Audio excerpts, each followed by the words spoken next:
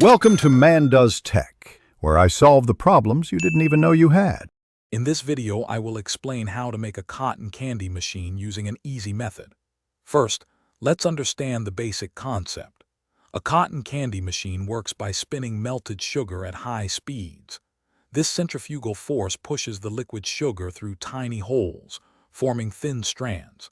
As these strands cool, they solidify into the familiar fluffy texture we all love. It's a surprisingly simple process that you can replicate with common household items. To begin, you'll need a few key materials. Find a small, high-speed electric motor, perhaps from an old toy. A clean, empty tin can about 3 inches in diameter will serve as your spinning head. You'll also need a larger plastic container, roughly 8 inches wide, to catch the cotton candy. Don't forget a 9-volt battery or a small power adapter to run your motor.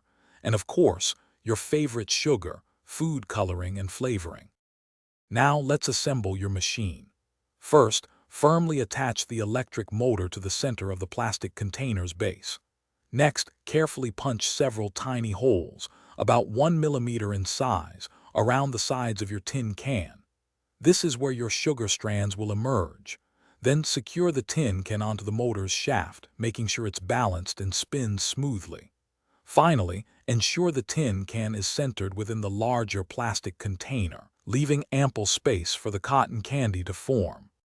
With your machine assembled, it's time for the magic. Gently heat about 1/4 cup of sugar in a pan until it melts into a liquid consistency. You can add a few drops of food coloring and flavoring at this stage. Once melted, carefully pour the hot sugar into the spinning tin can. As the motor spins, the sugar will be forced through the tiny holes, creating those beautiful, airy strands. Use a paper cone or stick to gather your fresh, homemade cotton candy and enjoy. Thanks for watching. If you found this helpful, don't forget to like and subscribe.